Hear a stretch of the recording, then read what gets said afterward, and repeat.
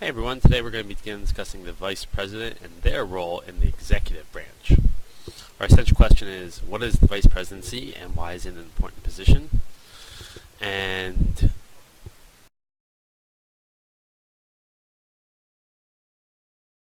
things you need to know for this lesson that you should know by the end in terms of vocabulary are succession, not success, but succession, and a phrase called balancing the ticket. Those are the two vocab terms that are pretty key. Prior knowledge that you should be aware of, the idea of what assassination is. We're going to talk about the JFK assassination very briefly. So you should have an idea of what an assassination is, what the role of the presidency is, that's yesterday, and the Constitution to some degree, what the constitutionality, doing what the Constitution says. Materials, just in your notes, and there is a quiz today, so what I would suggest is that you right-click on your tabs, and you open up a new tab, open up this lesson again, and click into the quiz questions, and I would advise that you click off the quiz questions as we're going through the lesson. So that could be an easy way to do that. So let's first off look at what people have said about the vice presidency in the past. John Adams hated the office. He was very confused as to what his role was, and he didn't like necessarily being shut out of cabinet meetings with George Washington and the other cabinet positions. A couple things John Adams said. I am the vice president, and in this I am nothing, but I may be everything. And that might capture the office of the vice presidency the best. He also said, the vice presidency is the most insignificant office ever the invention of man contrived or his imagination conceived. John Nance Garner, who was one of FDR's vice presidents, said, the vice presidency isn't worth a warm pitcher of spit. And Alvin Barkley, who was Truman's vice president, said, one woman had two sons. One of them went away to sea, and the other became vice president, and neither of them was ever heard from again. So what do you think? What do you think people are saying about the vice presidency?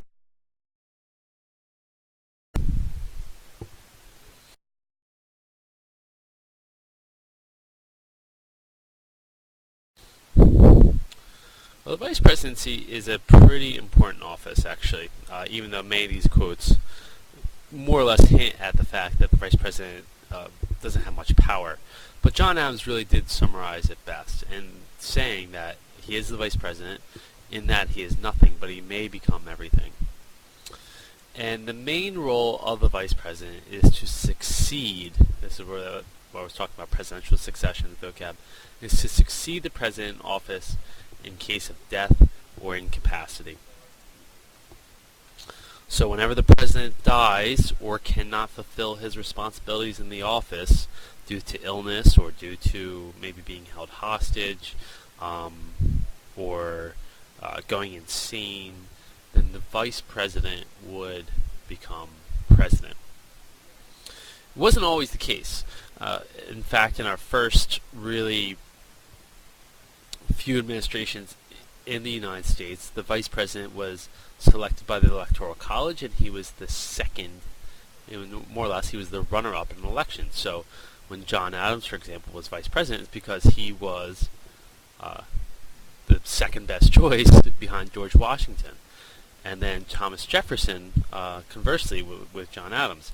And this created a lot of conflict because really they were running against each other, and now they were forced to work with one another. It kind of goes with those ideas of republic. But the 12th Amendment changes that. First off, it puts the vice president and president on the same ticket, and also shows the vice president is still elected by the Electoral College, but they run on the same ticket. So they're no longer separated. They're forced. They're usually allies.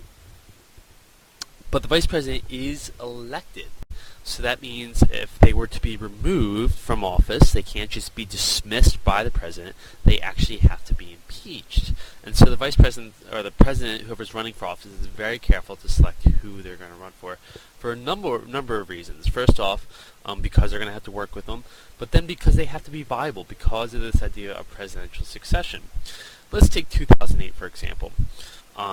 John McCain was running as a Republican nominee for president, and he picked Sarah Palin to be his vice presidential candidate.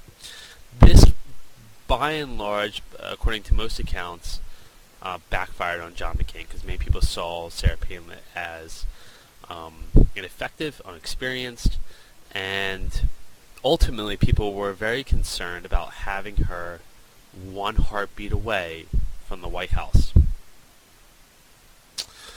In reality at the time, Barack Obama was not immortal either, and so the possibility of his vice president, who was Joseph Biden, replacing him was also considered during the 2008 election.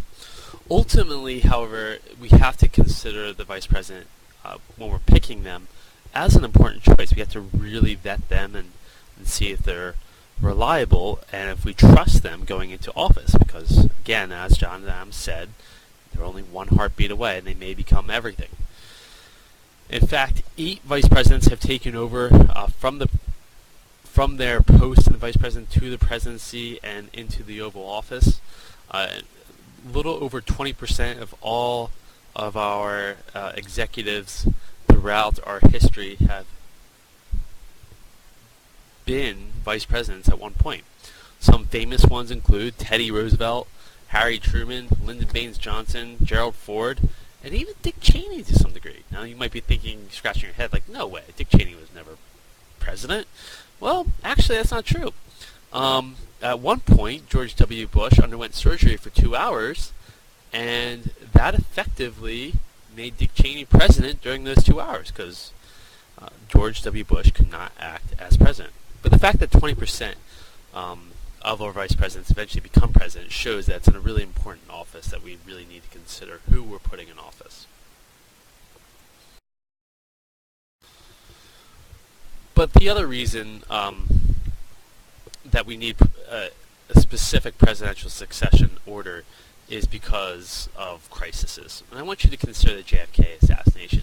JFK was killed in 1963 in Dallas. You have to remember the climate at the time. It's the middle of the Cold War. We had just ended the Cuban Missile Crisis a couple years later.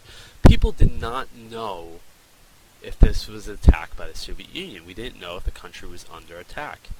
And the Cold War was well known for its heightened nuclear tension. And so, who controls that? If you don't have anyone to succeed the president, does Congress control that? Well, we already showed the problem sometimes with having so many members having a voice in something. So things take a long time. And so we need the executive branch to do that. But who does that within the executive branch? Secretary of Defense? Why not the Secretary of State? After JFK was assassinated, kids were actually dismissed from school.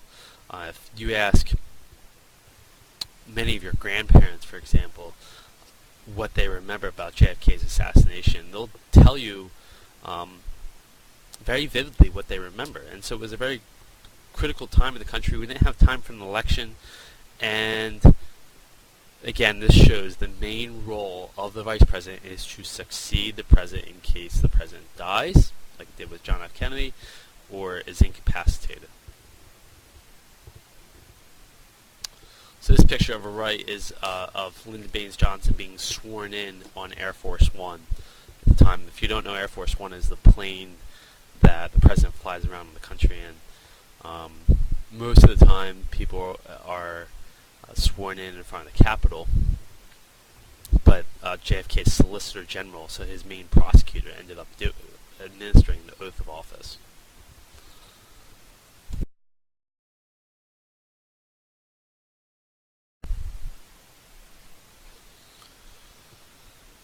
Just to really illustrate how close his presidency is, again, take a look at President Truman. One day, for example, he is walking around Congress as the vice president without any security. In the 1940s, they had no security. FDR dies in early 1945, and as he's going to console Eleanor Roosevelt, he asks her, "Is there anything I could do for you?" And David McCall famously told in his book that Eleanor responded to Harry Truman and said, "No. Is there anything we can do for you? You are the man in trouble now." And immediately that next day, Harry Truman had 100 people surrounding him because now he was the president. So it really goes to show that the president is only a heartbeat away, and that again, that main role is presidential succession. But that's not the only role that the vice president serves. Oftentimes, politically speaking, the vice president is a cannon to the White House, and we saw that with Martin Van Buren and John Calhoun competing for Andrew Jackson's selection of vice presidency, because it was at that time seen as the main way to get into the White House. So both of those men were pretty ambitious. Van Buren ended up winning out. And the vice president really serves as many things to the president today. He serves as a diplomat. He's often brings something to the table that the president doesn't.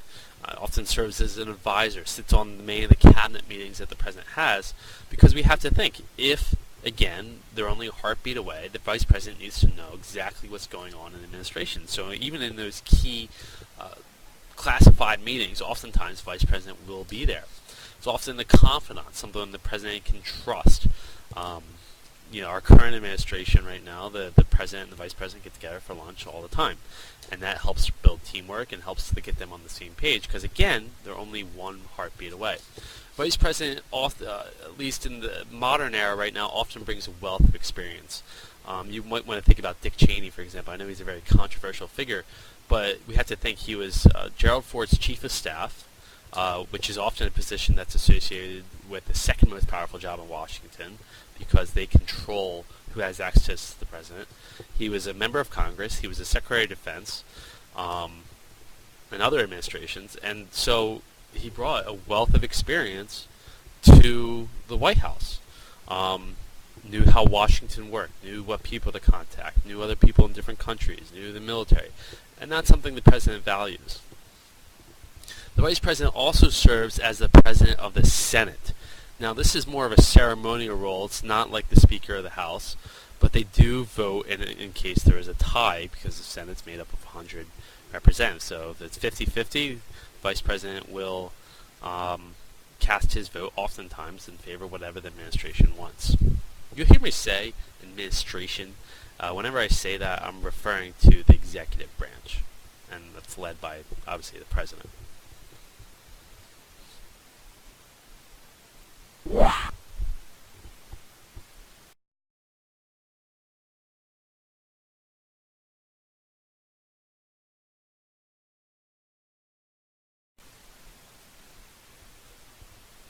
Politically, and I'm talking about, when I say politically, more in terms of elections and running with parties.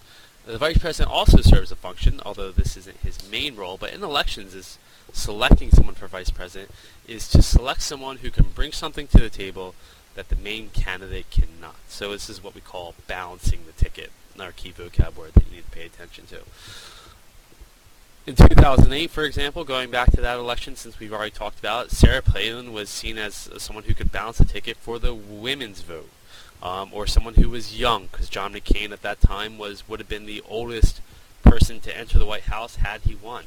Barack Obama was a relatively inexperienced senator at the time, but his running mate, Joe Biden, had been in the Senate for over 30 years, had sat on the Foreign Relations Committee, was very experienced in dealing with other countries, especially when it comes to foreign policy, and that's sometimes where presidential candidates struggle. So to get someone who's experienced on that is another important category. So we have demographics, you have experience. The other component is geography. The president and the vice president are selected by something called the Electoral College. We'll go over it a little bit later. But essentially, in the Electoral College, if you win the majority vote in a certain state, let's say Pennsylvania, which has 20 electoral votes, if the majority in Pennsylvania vote for you, you get all those 20 votes in the Electoral College. And I'll explain this a little bit more. But more or less, the presidential election becomes a game of numbers. And so if you can get someone from your ticket that's from a state that has a high amount of electoral votes, like California, for example, then you have a better likelihood of winning the presidential race. Because again, it's about a game of numbers, and certain states have more votes an electoral college and others based off population. So that's what we call balancing the tickets, selecting someone to run as vice president to help win votes. And this was the case even with Harry Truman, for example. Harry Truman had been a senator through 1940 to 1944. He was actually elected a little bit earlier. He didn't even want to be vice president. But FDR had a tough time because Henry Wallace, who was his vice president from the second term, was becoming a little too liberal, and they thought that that was actually bad for the party. So they didn't think that the Democrats would be able to win in 1944. So they didn't want Henry Wallace because he was bad press, more or less, for the party. The next choice was James Byrne, and Byrne was brilliant. He was experienced, and at the time, more than anyone else, he was probably the most qualified to be president, except he was a segregationist, which means that he was not at all for civil rights. And putting Byrne on the ticket would have lost the black vote at the time. So again, there's something for demographics. And that was incredibly important, especially in cities like New York. So Truman was picked as FDR's running mate because he was popular, he was a strong Democrat, and he had voiced his opinion for civil rights. FDR actually didn't even want Truman to be on the ticket. In fact, it was Truman couldn't even get a meeting with the president. He was an important senator at the time. But FDR finally conceded to the party leaders and allowed Truman to be the vice presidential ticket in 1944. So it goes to show that the party, in many ways, has just as much a say who's going to run for vice president as who's actually running for president. So in conclusion, vice presidential candidates are often chosen to balance a ticket, and the primary concern, however, for Americans when we're thinking about elections and the vice president is succession. Just as we vote the president to office, we also vote the vice president. So, a couple key points that you need to remember. Constitutionally, the vice president's only roles are to preside over the Senate and to succeed the president. Constitutionally, the vice president actually has very little power. Once in office, the modern vice president is now used to help advise the president on key policy issues, campaign for the president's agenda, and head projects at the request of the president. And for election purposes, the vice president often serves to balance a ticket and to be a major partner in the campaign process. If you have a quiz today, please take that and let me know if you have any questions on today's lesson.